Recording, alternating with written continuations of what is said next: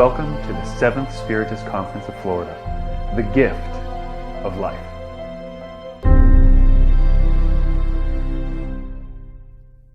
Os calçados não faziam qualquer ruído, porque a senhora estava em crise. Na sua imensa alcova, uma clarabóia espiava através de um vidro muito límpido a beleza da noite, especialmente daquela noite. Uma noite em que o zimbório se coroara de estrelas e o plenilúnio derramava uma camada de prata sobre as águas levemente ondulantes do mar, do lago, que beijava com ternura as areias marrons, com pedregulhos e seixos coloridos. Subitamente se escuta, no portão de acesso à rua, um forte ruído. Alguém bate, e o encarregado de o abrir pelo postigo interroga: é um mendigo, um daqueles miseráveis andarilhos das aldeias, que apressadamente pede para conversar com a senhora. Mas o porteiro zombeteiramente escarnece-o e chega mesmo a dizer-lhe: a senhora, esta noite recusou a presença de um sacerdote. Também desprezou a presença de um legionário romano. Aqui passaram candidatos vários e hoje ela não recebe, menos a ti. Miserável, nauseabundo, vai-te, ou colocaremos os mastins para que destraçarem teu corpo. Mas o homem parece perdido naquela viagem interior em que há uma suave claridade que se lhe exterioriza pelos olhos fechados. Tenho que falar com a senhora. Ela pediu-me para que viesse, e hoje é o único dia. Mas o porteiro não tinha tempo para ouvir o miserável dos caminhos. E ruidosamente ele bateu no velho cedro do Líbano do portão, o cajado pesado que produzia um ritmo terrível e ecoava até a intimidade da casa da prostituta. Abriu, chamou outros empregados para expulsá-lo, mas aquela estranha personagem estava disposta a manter esse encontro raro com a mulher perdida. Tenho que falar-lhe. O eunuco, que tomava conta em particular, as atendentes vieram pedir-lhe silêncio, não clamassem altas vozes. A senhora estava dominada pelas forças das trevas. Exigia silêncio e respeito. A casa de lâmpadas apagadas estava soturna. Somente o suave aroma que saía daqueles cantos onde estavam as tripóides acesas é que dava um certo ar de vida. Mas naquele estranho havia algo de peculiar a que os servos não estavam acostumados. Tenho que falar com ela hoje. Daqui a pouco a lua esconde o seu véu de estrelas e será tarde demais.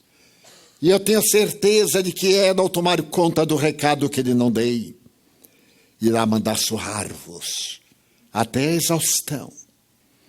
A serva, a mais devotada e talvez a mais velha, que lhe fosse confidente, aqueceu de ir à frente pelo imenso corredor em sombras, até a alcova onde recebia hóspedes, para ver em que postura estava a dama da noite. Mas o peregrino automaticamente seguiu-lhe em pós. E quando chegou à alcova imensa, com bordados que caíam em veludos escuros, com falta de ar, pela fumaça perfumada que saía das lâmpadas ou das tripóides, ele pôde ver no triclínio, vestida de negro, com a perna alva numa cava profunda, a mulher no estado patético. Parecia tomada por uma força estranha, que a tornara mais pálida. Então a serva recuou e falou entre dentes: os demônios estão com ela. Mas ele não teve alternativa. Acercou-se-lhe e, embora estivesse ela reclinada sob almofadas de seda, ele falou-lhe: senhora, senhora. Ele está perto, está em Cafarnaum. Ele dorme na casa de um pescador e normalmente espera os desgraçados como nós. Senhora! A mulher desperta do letargo lentamente. Vê aquele homem de joelhos em volta do seu leito, do triclínio imenso, e com a voz roufenha pergunta: quem és? Não me reconheceis, senhora? O mendigo da estrada, quando vinhas com Próclo, aquele que é o vosso Senhor, e passáveis na liteira, e eu gritei com paixão. Ouvi falar sobre Jesus de Nazaré. Eu era portador da lepra, senhora, vede. E rasgando no peito a camisa já rota, apresentou-lhe um tórax sem uma cicatriz. Vede, ele curou-me. Eu vos pedi ajuda para poder falar a Jesus, o taumaturgo de Nazaré. E vós, zombeteiramente, pela cortina atirastes uma moeda de ouro. Vai. Isso é tu encontrares. Vem dizer-me para que ele me lave a lepra interior. Os judeus, todos os judeus, têm os seus mestres e rabinos. Mas, senhora, disseram-me que este homem é o Messias divino de Deus, que ele cura as enfermidades mais cruéis com o doce olhar da transparência da sua face. Então vai, e se é verdade o que tu me relatas, vem e dize-mo, porque a tua é a lepra de fora, mas a minha é uma lepra interior, que um dia vai transformar-se em rosas roxas de lepra e pus. E pela mente na carruagem, que era também uma liteira, ela reflexionava. Quando menina, ela ouviu falar que fazia 400 anos que a boca profética silenciara sobre Israel. Fazia 400 anos que o povo de Deus perdeu o contato com a realidade. E por isso mesmo Herodes o Grande refugiara-se nos velhos palácios e nos novos. Mandara matar crianças para que o Messias fosse despedaçado no alfanje de um soldado embriagado. Mas morreram infame. E agora estávamos sob a condução do seu filho, também cruel e venal, Herodes Antipas. A sua sede não era Jerusalém, era Galileia. Mas ele ali estava, ninguém sabe como. Israel padecia o jugo da Síria, que Pompeu, no segundo triunvirato, tivera a oportunidade de transferir. Perder a liberdade, perder a vida, o calor humano, e perder também o seu profeta divino. Ela se lembrava que sua mãe lhe falava sobre um homem que viria no ginete de luz e libertaria as criaturas humanas do jugo estrangeiro. E ela, sorrindo na infância, amou este homem.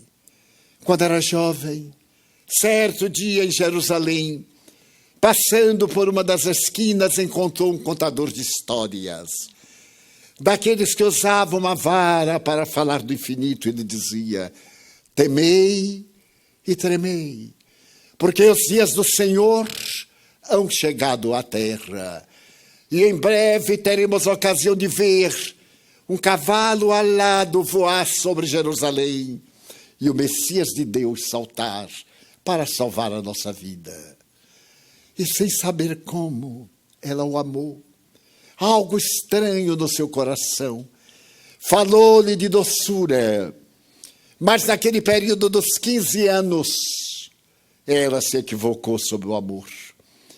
Escutou alguém falar-lhe doces e quentes palavras ao ouvido. Dizer-lhe docemente que a amava. E sem saber como, ele pediu-lhe uma prova de amor. E ela deu-se.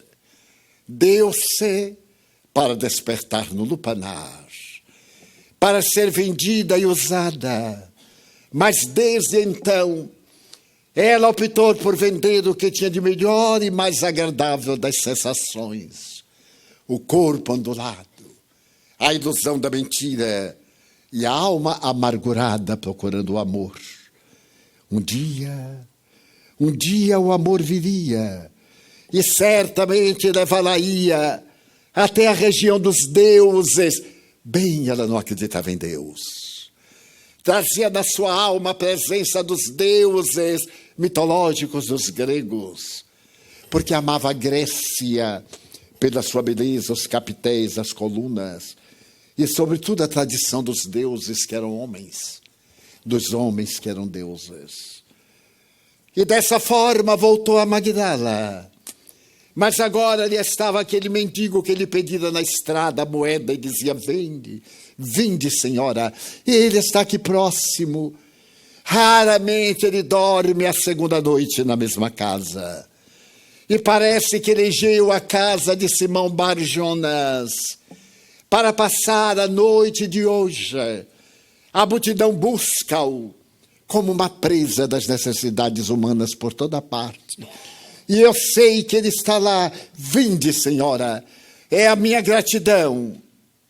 Mas a mulher, cujas forças do mal a atormentavam, com expressão lânguida, disse que não acreditava.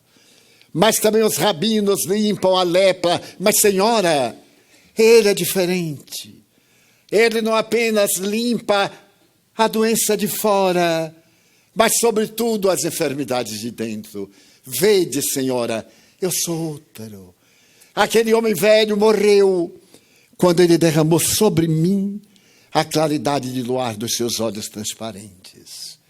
Eu tenho que vos agradecer. Vinde, para depois dar um rumo novo à minha vida.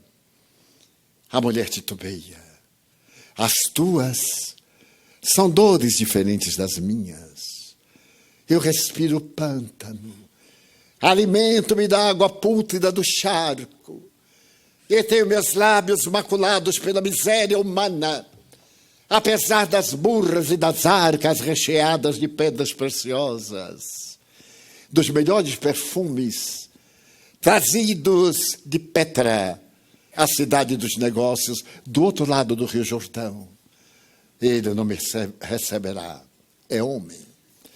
E os homens, paradoxalmente, amam e detestam as mulheres.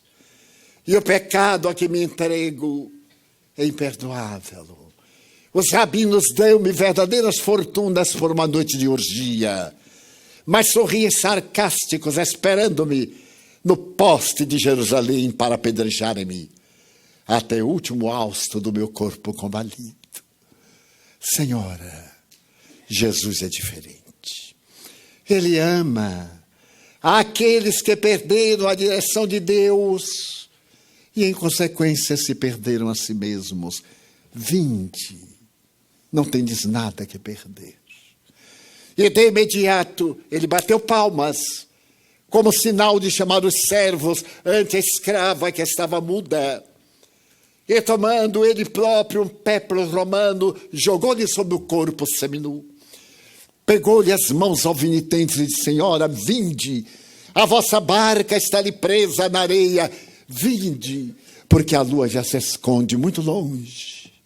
E a madrugada raiando, perderemos a oportunidade.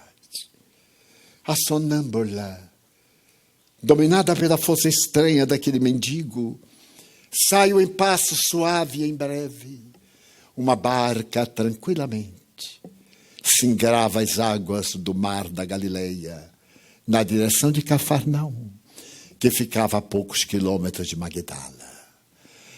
O mendigo, a meretriz, a escrava e o barqueiro. Havia no ar um doce perfume de miosotes perdidos na grama. Era a primavera. As rosas de Sharon abençoavam a madrugada que se anunciava longe.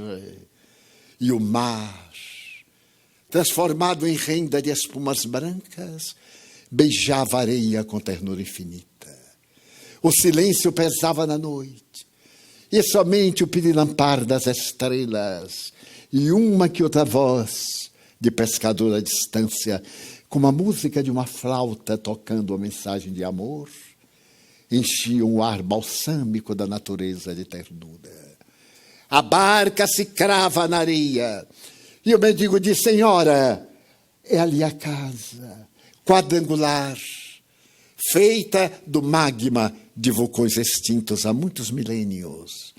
Vede a porta, está semiaberta a esta hora. Jesus vos está esperando, eu tenho certeza. Ele não dorme nunca. Ele sempre está esperando os desgraçados como nós. A mulher titubeia, coloca o peplo sobre a cabeça. Ele dá-lhe a mão, ela molha os pés, avança pela areia úmida e empurra a porta de carvalho velho que ranja no metal, não passada qualquer coisa para abafar o som. Sentado sobre uma pedra, ele recebe o quadrângulo de luz da noite balsâmica e move a cabeça. A cabeleira ondulada, da cor do cobre velho ou do ouro, tomba-lhe sobre os ombros. Partidos ao meio, a Nazarena, ela consegue ver na barba que nunca foi feita, pela tradição hebraica, 2 olhos que parecem 2 estrelas. Há naquela face algo que ela nunca tinha visto antes, e o amor. De imediato irrompeu-se o vulcão, que estava naquele momento dormido, e ela, numa postura tímida, ajoelhou-se. Rabi, Maria, tu me conheces? Oh, Maria, ergo bonus pastor sum.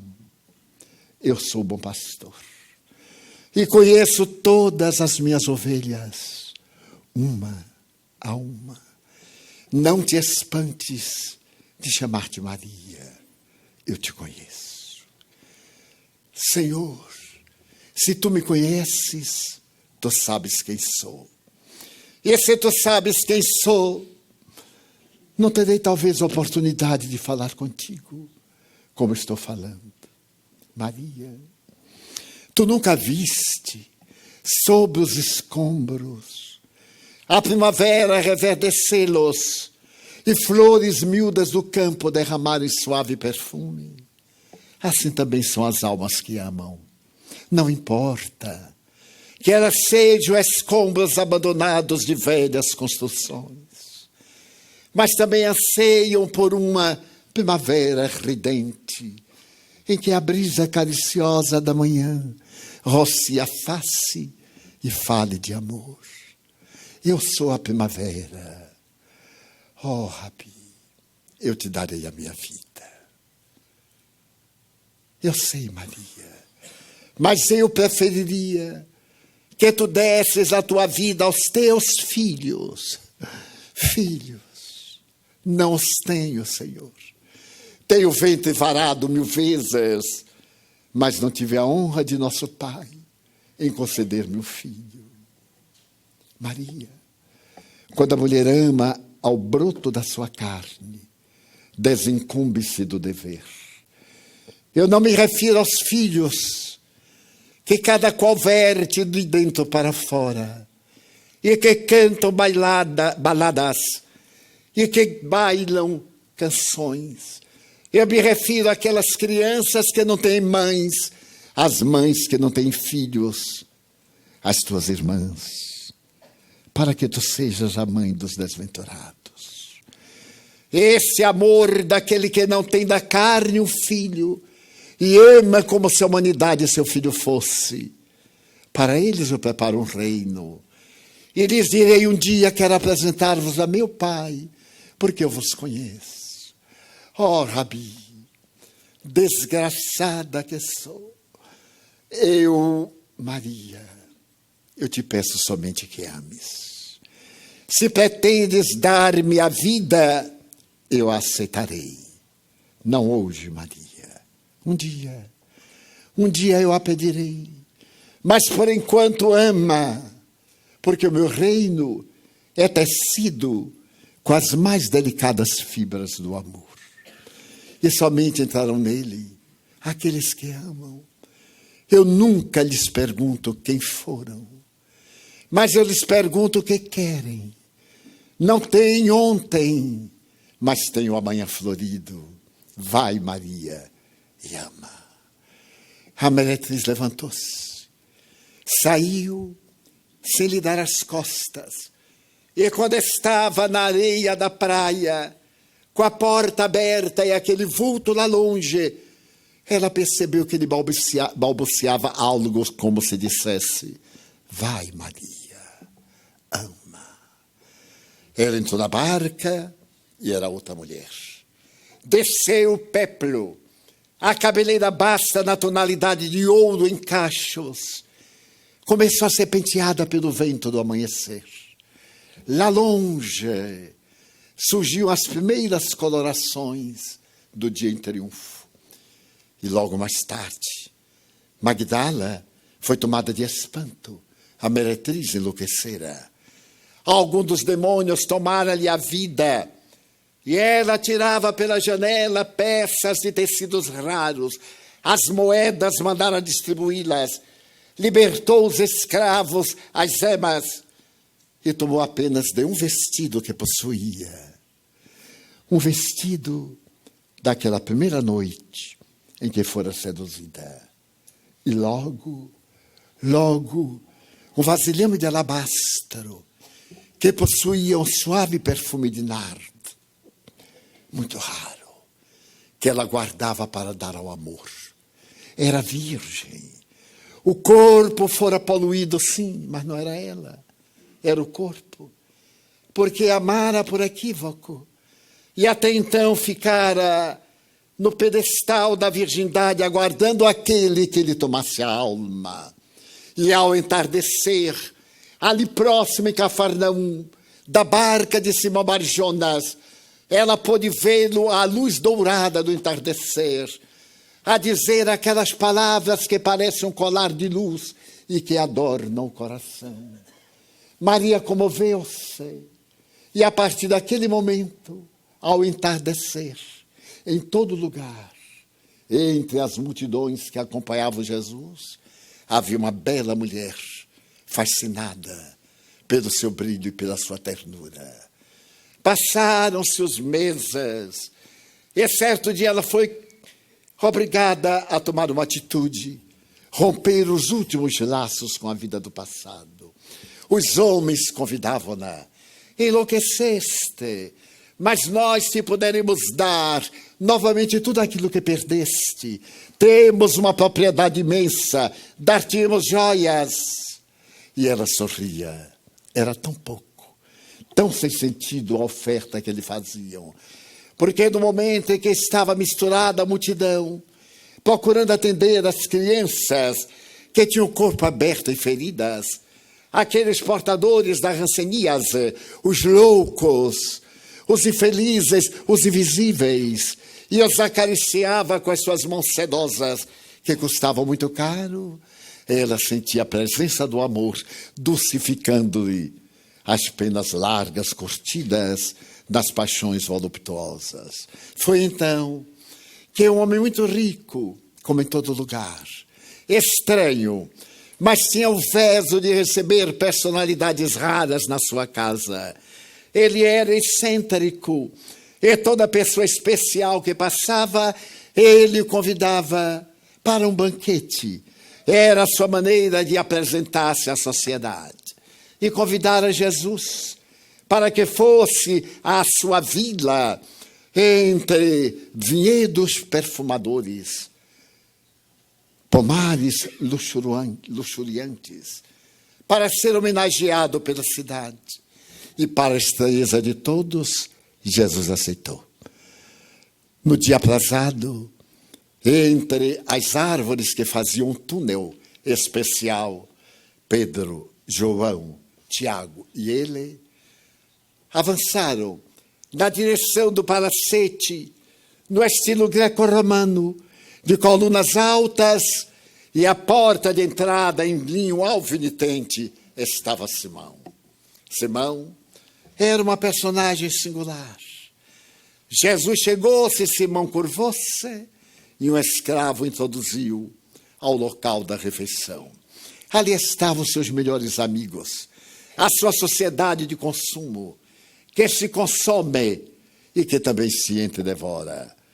Chegou o momento e logo os atabaques, os instrumentos surdos, começaram a soar estranha música e bailarinas especiais vieram para o centro do refeitório e começaram a contorcer-se. Jesus reclinou-se como era o hábito, comer deitado, enquanto desfilavam primeiro os peixes salgados, depois as frutas secas, os vinhos que ele recusava, até que, por fim, se escutou um alarido lá fora. Simão preocupou-se, o alarido cresceu, Simão levantou-se, mas não teve tempo. Aquela mulher vulgar, conhecida em Magdala e nos arredores, entrara, vestida de maneira estranha, carregando vasilhame nas mãos, olhou em volta e atirou-se de joelhos aos pés do convidado especial. Simão sentiu a desonra entrar na sua casa. Aquela mulher era portadora de demônios, mas também de pecados cruéis. Ela não deu a menor importância e houve, naquele momento de oração alimentar, de festa, um estacato. E ela começou a chorar, arrebentou o vaso e lavou os pés. Lavou-lhe os pés com aquele nardo muito caro e os enxugou com os cabelos. E acariciava os seus pés com imensa ternura.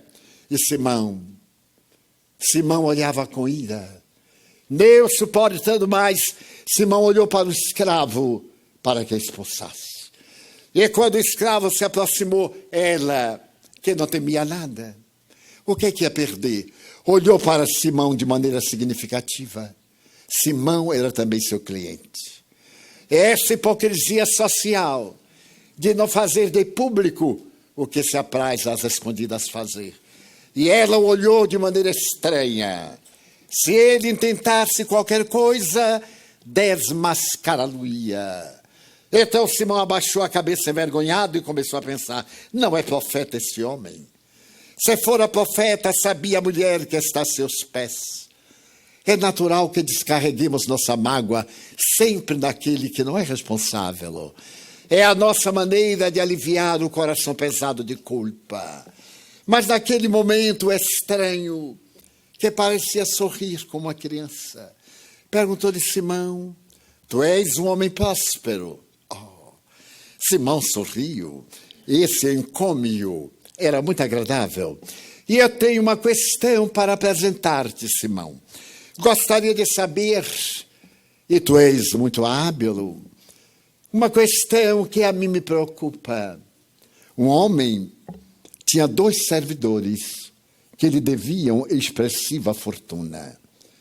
Um deles uma importância menor, o outro uma importância bem maior.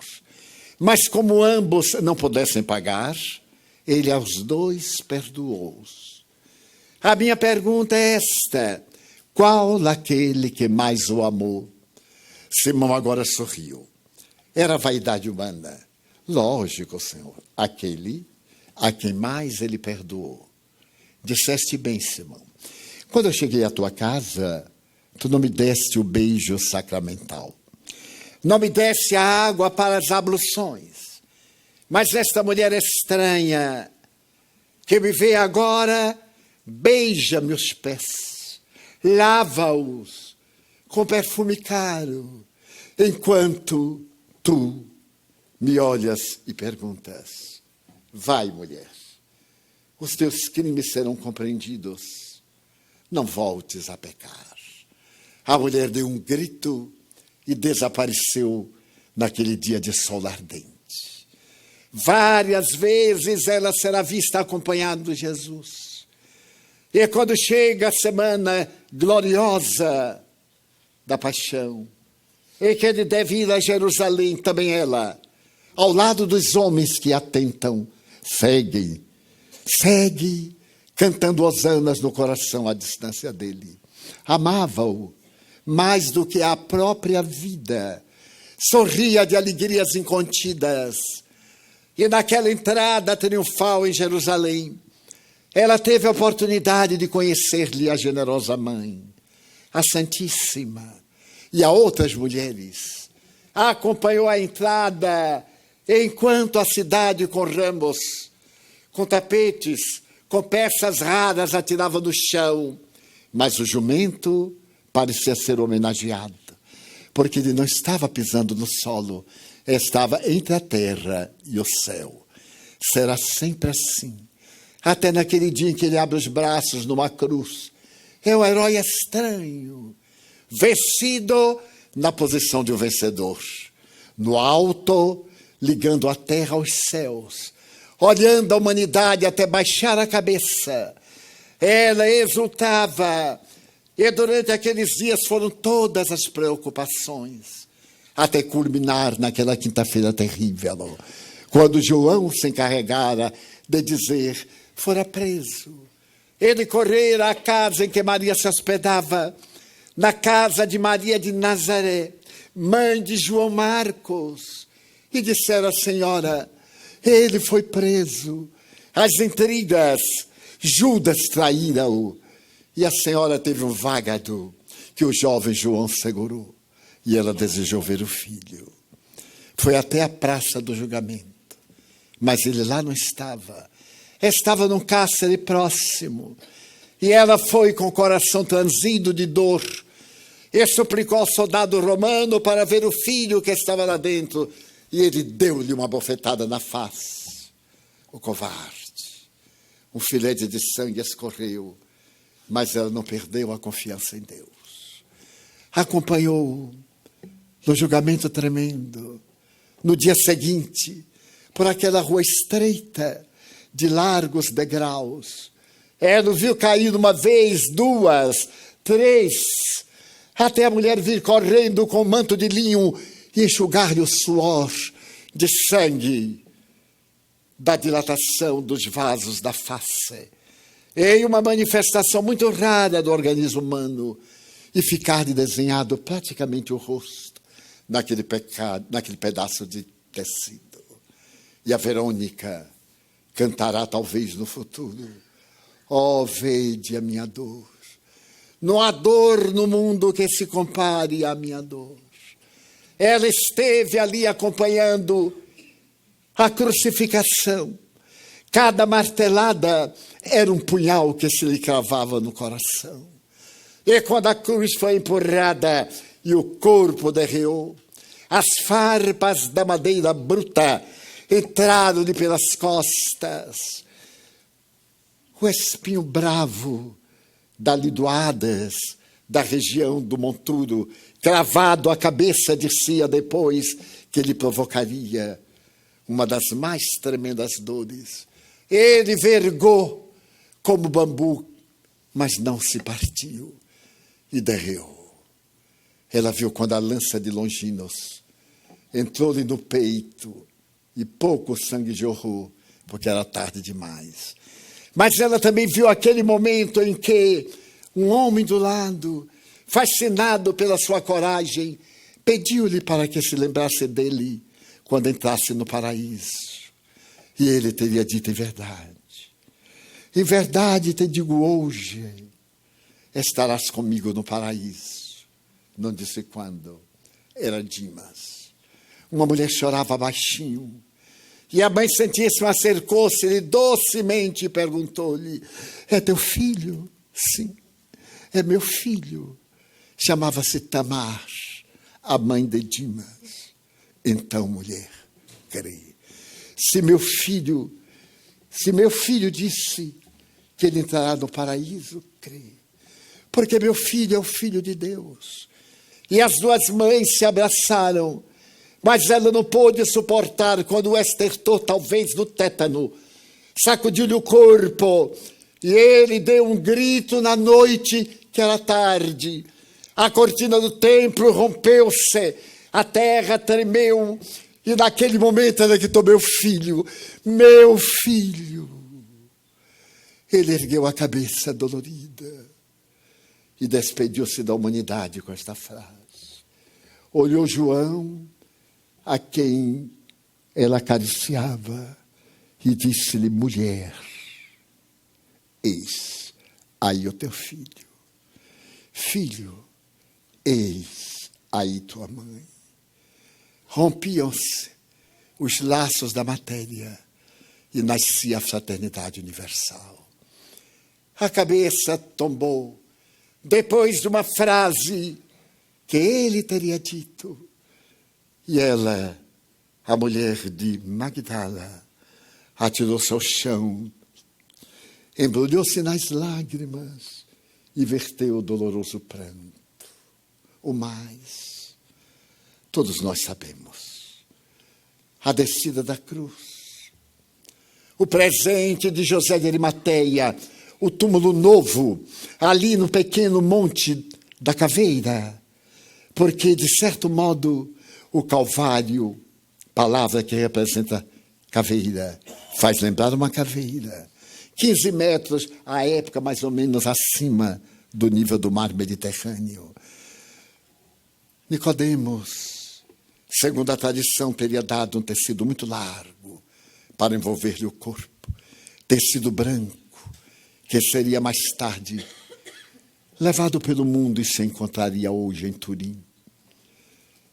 Mas ela, a sua dor, na casa de Maria de Jerusalém, com a Mãe Santíssima, tudo era noite. 3 dias após, pela madrugada, ela, João e Pedro levaram algum bálsamo, aloés, e outros para embalsamá-lo conforme a tradição. Mas ao chegarem àquele jardim de rosas silvestres, encontraram o túmulo vazio.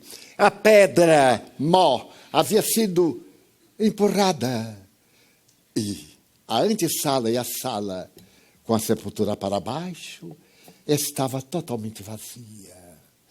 Ela então permaneceu desesperada. Os amigos desceram a Jerusalém e ela ficou a sós na madrugada. Quando, de repente, ela viu alguém que parecia o jardineiro de costas. Senhor, para onde levar o meu Senhor? E ele se voltou.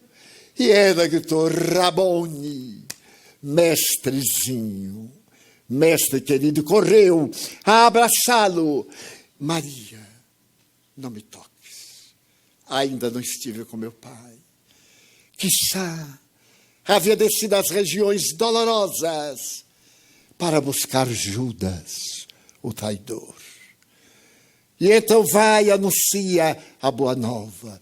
Ela desce correndo, adentra-se pela porta formosa, vai ao cenáculo onde os amigos amedrontados estavam reunidos. E eles diziam: como nos pôde abandonar? Como nos pôde deixar? Nós estávamos preparados para a revolução. Deu para essa revolução interior, que é muito difícil, mas para a revolução externa é muito fácil viajar para fora, guerrear contra os outros. E é muito triste viajar para dentro, guerrear as más inclinações, fazer o divino silêncio para encontrar a divina resposta. Ali estavam eles quando ela chega, porque a sepultura estava vazia. João vira, Pedro vira os tecidos que estavam lá embaixo. Ele nos abandonou, Mas de repente ela entra, eu vi, havia um amanhecer na sua face, ele esteve comigo. E o cepticismo masculino, todos se olharam, e um deles, Tomé, mais severo, olhou-a com dureza e disse: ele te apareceu a ti, exatamente a ti, porque nós somos assim, nunca esquecemos a falha do outro. Haja reabilitação que houver, sempre diremos: está bem hoje, mas eu o conheço, porque nos apraz. Conhecer a miséria de alguém é identificar-se com a própria miséria. Por isso nós esquecemos. E todos faziam questão de lembrá-la, o de que ela nunca se havia esquecido. Ela então se deteve e o próprio Pedro disse: Maria, ele nos abandonou. Não, Simão, ele pediu que eu viesse dar a notícia. Então a outra Maria de Nazaré, com a alma lanceada, falou-lhe docemente: minha filha, eu creio em ti. Meu coração de mãe, fala-me que ele te apareceu. Logo depois, são os fenômenos maravilhosos. Ele se adentra ao cenáculo de portas cerradas. Seu amigo não crê. Ele aparece outra vez. Vem, Tomé, toca. Sou eu. E Tomé toca. Era a velha física, a física newtoniana. Ver para crer. Agora, na física quântica, é crer primeiro para depois ver. É uma visão totalmente oposta. É esta visão da ciência espírita. Crer pela lógica e ver para constatar. É necessário primeiro conhecer a verdade, embriagar-se na verdade para poder conhecer a vida. E ele apareceu várias vezes, ela rejubilou-se. E quando ele disse: ide a Galileia, e os amigos foram cantando uma volata, ele apareceu no que chamam a pesca milagrosa. É uma pequena enseada próxima ao sermão das bem-aventuranças. O mar é profundo, a madrugada era lenta, Simão estava semidespido para pescar. A saudade cantava uma música de dor no coração. Quando ele viu um fantasma, era um fantasma, atire as redes ao outro lado. E quando Simão puxou 58 peixes expressivos, naquela madrugada ao lado dos amigos, ele comeu peixe assado, como fizera no cenáculo. E voltou mais de uma vez. A alegria cantava uma sinfonia nas almas. Até o momento quando, ali mesmo na Galileia, diante de uma multidão, João, o jovem, cantava a lição sublime das bem-aventuranças. A sua voz era de uma cotovia, ou talvez de um rouxinol, ou de um irapuru das selvas amazônicas. E ele falava a respeito do reino de Deus.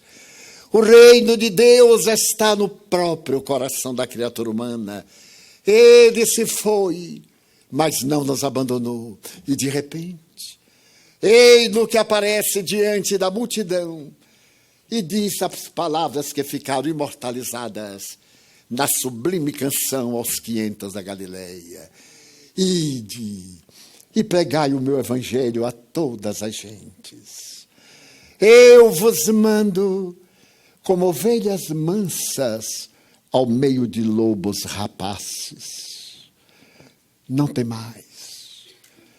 Eu vos nomeio meus seguidores. Antes ele tinha mudado a palavra amigos para irmãos. Pisareis em serpentes venenosas que vos não farão mal. Curareis os dementes, libertareis aqueles que estão na tortura imensa das forças perturbadoras. ide. E começou a ascender, até transformar-se no sol de primeira grandeza, que desapareceu no infinito. E aquela tarde e noite da Galileia até hoje se repete. Possivelmente alguém de vós ali esteve. Alguém de vós o viste na última oportunidade e escutaste-lhe a palavra: ide e pregai, aquele que se envergonhar de mim, também eu me envergonharei diante de meu Pai. Os anos se passaram e ainda hoje alguns de nós temos vergonha de falar a respeito deste homem que mudou a história da humanidade. Primeiro dividiu-a em 2 grandes períodos e depois mudou-as. Mas ela, mais do que todos, sentia o punhal cravado no peito. Era a hora da diáspora. Maria, a mãe, partiu para Nazaré para ficar com alguns familiares. Tiago, João e Pedro rumaram a Jerusalém. Outros foram para Betsaida. Era necessário levar a mensagem para que não se esfriasse no coração das criaturas humanas. E foi exatamente na hora em que Pedro foi despedir-se dela que ela lhe disse: leva-me contigo. Eu não tenho a ninguém. Não posso, Maria. Tu és mulher. A mulher é fraca. O evangelho é construído em bases muito duras. Eu tenho medo de ti. Ela compreendeu. Ninguém nunca perdoa com o esquecimento a falha daquele que sofre. Ele se foi e ela tentou uma vida digna. Mas como? Era mulher. Era ex-meretriz, era só. E os homens lhe diriam: eu te darei outra fortuna. Volta! As noites de Magdala perderam brilho. Volta! Não posso. Tentou empregos humildes na casa de damas famosas, que nesse momento se vingaram tu, que nos roubavas os maridos. Queremos ver-te apedrejada diante do templo. E ela passou fome e frio, sem teto, na praia. Ao terceiro dia, estava desesperada quando escutou o chocalho dos leprosos, aquele metal na tábua que anunciava para que fugissem. E eu grito: lepra, para que o vento não levasse na direção dos saudáveis. Ela quis correr por instinto, mas algo fê-la ficar ali. E eles se aproximaram e ela viu aquele magote de miseráveis, alguns em animais, crianças, alguns deformados, exaustos. Eles passavam e ela perguntou: aonde vades? Aonde ides? Estamos procurando o taumaturgo nazareno. Nós vimos da Síria. E Maria teve uma punhalada no coração. Chegastes tarde. Morreu. Mataram-no, Senhor. Narrou-lhes sinteticamente aqueles últimos acontecimentos. Mas por ver-lhes o semblante decepcionado, a dor nas carnes murchas e pútridas, ela sentiu enternecimento e, já que eu não podia dar, poderia falar sobre eles. E começou a falar-lhes. O dia correu, a noite, eles deram-lhe pedaços de pães, migalhas que eles atiravam nas ruas e nas estradas. E ao amanhecer, autoridades de Cafarnaum vieram expulsá-los para o vale dos imundos em Jerusalém. E eles se foram. E de repente na praia, sós, ela ainda pôde ver algumas criancinhas que corriam. Eram seus únicos amigos. E gritou-lhes: esperai por mim. E correu e os abraçou. Ela também era leprosa da alma. Afagou-os. E 4 semanas após, no vale dos imundos, entrava a antiga meretriz de Magdala, ainda uma bela mulher.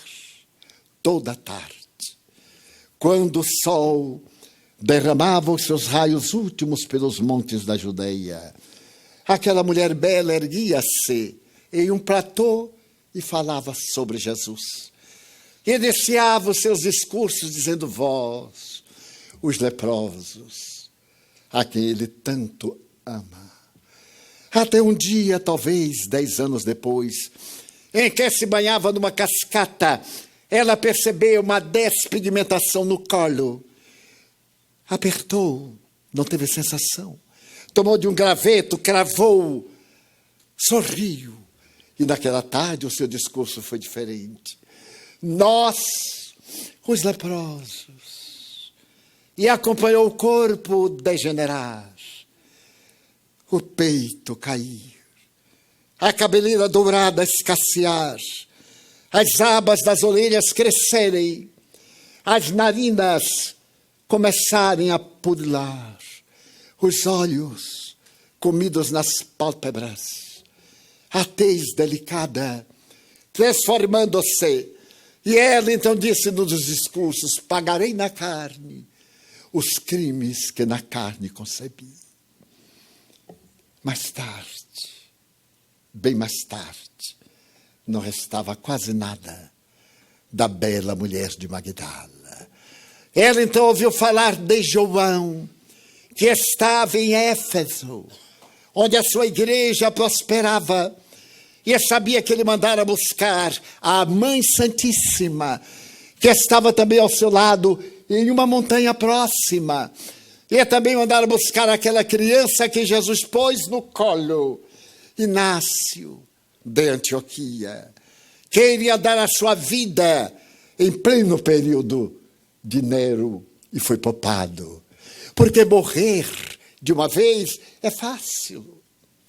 Jesus, que é a morte lenta do seu discípulo, cada dia, a morte do encanto, a morte da ilusão, até a entrega total, quando ninguém possa competir com ele. Então ela lembrou-se daquela imensa saudade e sabia que ia morrer. Então desejou ver pela última vez a Senhora de Nazaré. Todos aconselharam-na para que não fosse.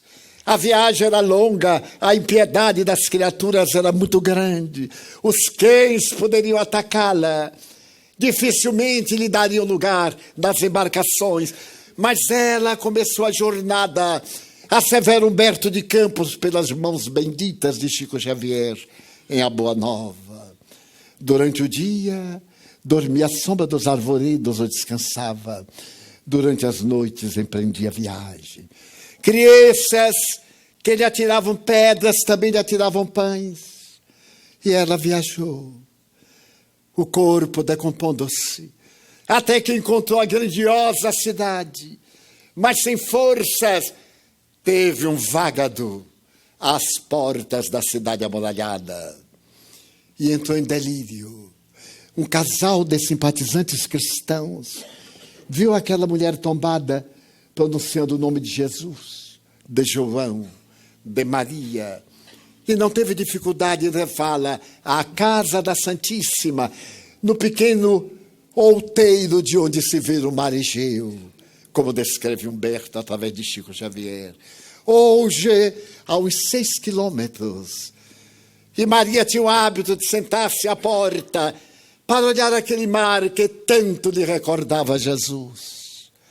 Quando recebeu a antiga mulher de Magdala, sem nenhum vestígio, o corpo foi colocado em uma cama modesta. E durante 3 noites e 2 dias, ela delirou. Não recuperou mais a lucidez. A Mãe Santíssima velou-a. João, enternecido, cuidou-a. E na 3ª madrugada, de repente, ela sentiu uma aragem e libertou-se da matéria, vendo os escombros e pairando naquele ar perfumado de eucaliptos. Eu estive lá. E uma voz imensa. Rasgaram-se os véus da noite. Novo dia resplandece. Viajor descansa em prece ao lado da própria cruz. No horizonte rebrilha uma aurora matutina, pois a morte descortina dia novo com Jesus. Eram vozes infantis. Ela flutuou no ar. Pôde ver a cidade, a Mãe Santíssima dobrando-se em lágrimas de ternura, João pálido, tentando arrumar-lhe o corpo devorado pela enfermidade. E então ela se lembrou do lugar em que conheceu Jesus. E magicamente, entre aspas, aquela caravana pareceu voar, atendendo ao seu pensamento. Ela pôde ver a Galileia imensa, a Galileia humilde, a Galileia de pescadores, de trabalhadores braçais, a sua Galileia. Pôde ver o mar e a casa de Simão, naquele dia maravilhoso de sol. A caravana desceu e ela pisou a mesma praia e olhou na direção das águas que pareciam um espelho imenso refletindo o astro solar.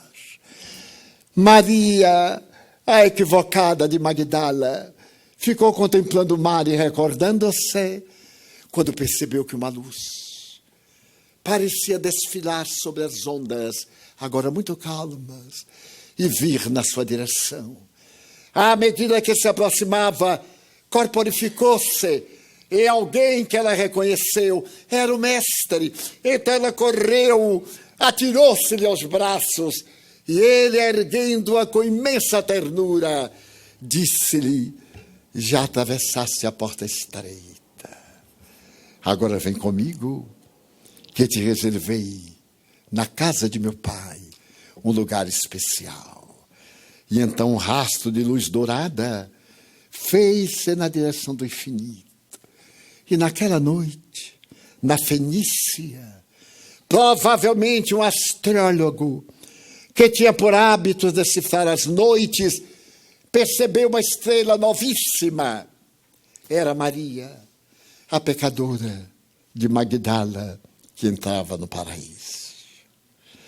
O verdadeiro júbilo, a verdadeira plenitude, é o encontro com o nosso Deus interno. É esse momento luminoso em que tudo desaparece, para que o êxtase tome conta da nossa vida. Não há plenitude sem renúncia. Não há felicidade sem lágrimas.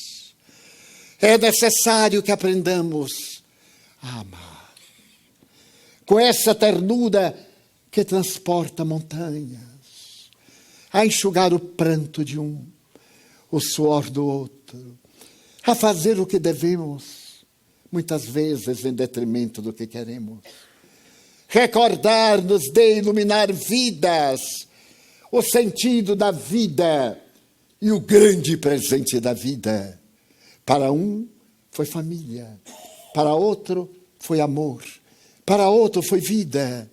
Esse grande sentido da vida, o maior presente da vida, é a entrega total a Deus nestes difíceis dias da nossa existência. Nessa luta que travamos entre o ego e o self, fazer a união desse ligamento, porque o próprio self tem o seu ego. Esse ego nós vamos encontrar em Jesus quando diz: eu sou a luz do mundo, eu sou a porta das ovelhas, eu sou o caminho, eu sou a verdade, eu sou a vida, eu sou o bom pastor. Mas é tão doce quando ele diz: e as ovelhas que o Pai me confiou, nenhuma, se perderá. Nós fomos chamados. Nós estamos chamados a uma nova ordem de valores. O Senhor da vida nos conclama a vitória sobre as nossas heranças. Tende bom ânimo. Lembrai-vos do Senhor. Ele não venceu o mundo das paixões. Ele venceu-as. Desafios, problemas e atavismos tomarão conta de vós, mas não o abandoneis. Jesus, meus filhos, espera-nos por todos nós. Não lamentemos, apresentando-lhe queixas das infractuosidades da nossa vida. Mantenhamos fidelidade para com Ele. Não façamos culpa. Amemos, porque a força do amor dilui os fantasmas cruéis e devastadores da culpa, do pecado, das ilusões. Tu vestes a oportunidade de ouvir diferentes enfoques a respeito da luz inextinguível do Espiritismo. Não permitais que as palavras atravessem os ouvidos de um para o outro. Fixai-as e sede, nesse momento, o próprio Cristo falando às almas que ainda não o encontraram. Ele nos mandou a todos como ovelhas mansas. Nos desafios e nas dores, temos o sublime instrumento da oração. E, acima de tudo, a certeza de que não estais a sós. Vossos amigos espirituais, as estrelas que caíram dos céus sobre a terra, estão convosco. Porfiai. Mantende o ânimo, e assim encontrareis a plenitude que tanto almejais.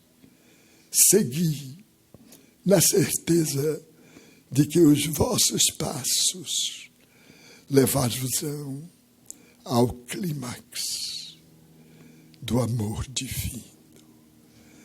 Desejamos, em nome dos espíritos espíritas, trazer-vos a palavra de união, de unificação, de devotamento. Permanecei em paz, e que essa paz fique convosco até a consumpção dos séculos. Vosso amigo, devotado, humílimo e paternal de sempre, Bezerra de Menezes. Muita paz.